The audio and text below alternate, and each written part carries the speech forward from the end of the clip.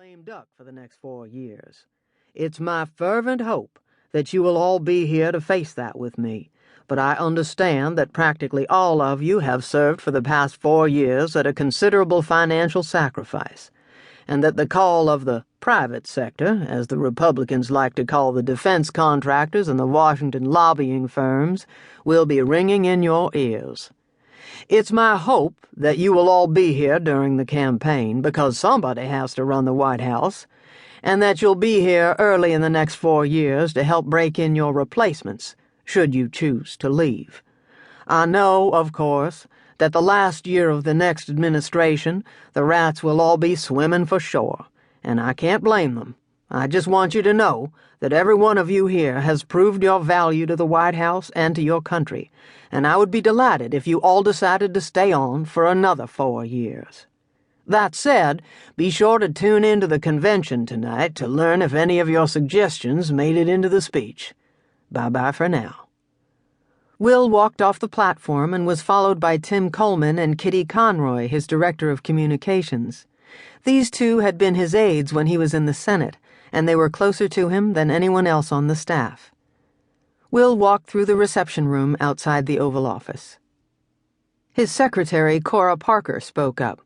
"Mr. President, the Director of Central Intelligence and the Deputy Director for Operations of the CIA are waiting in the Oval Office." This was a surprise. "Please send the Vice President in when he arrives," he said. Kate and her DDO, Lance Cabot, were waiting for him, and they both stood as he entered. Will waved them to their seats and hung his coat on a stand by the door. "What's up?" he asked. "Mr. President," Kate said. She always addressed him formally in meetings with others.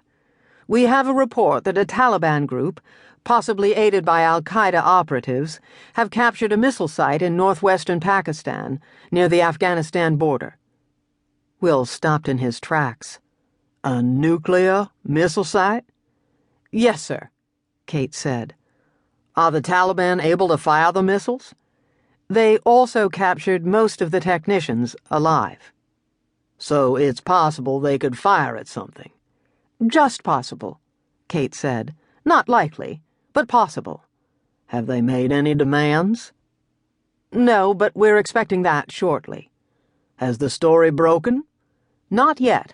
The Pakistani president has clamped a tight lid on it, but I don't think we can count on that for long. When the occupiers of the site start making demands, they're very likely to make a lot of noise about it." "Why are there no military people here?" "They're on the way, sir," Kate replied. "Their departure from the Pentagon was delayed by what they hope is new information coming in." Cora Parker's head appeared from behind a door. "Mr. President, the Vice President and the Chairman of the Joint Chiefs of Staff and the Army Chief of Staff are here with their aides." "Send them right in," Will said, then stood up to receive the group. There was not a happy face among them. Cora came back in behind them. "Mr. President, President Mohammed Khan of Pakistan is on the phone." Will walked to his desk. "Excuse me, gentlemen," he said. "I'd better take this. Maybe he'll have something new." Chapter 2. Will picked up the telephone and pressed the flashing button. "President Khan?"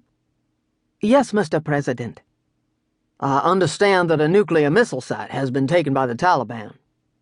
"That is correct, sir." "And that al-Qaeda may be involved?" "We expect so." "How can we help?" "I am meeting with my military staff in a moment, and I hope to have an answer to that question afterward." "I understand that most of the technical staff were captured at the site?" "Yes, that is true, I'm afraid." "Have the occupiers made any demands?" "No, and they are not responding to our communications." "Is there anything I can do for you at this moment?"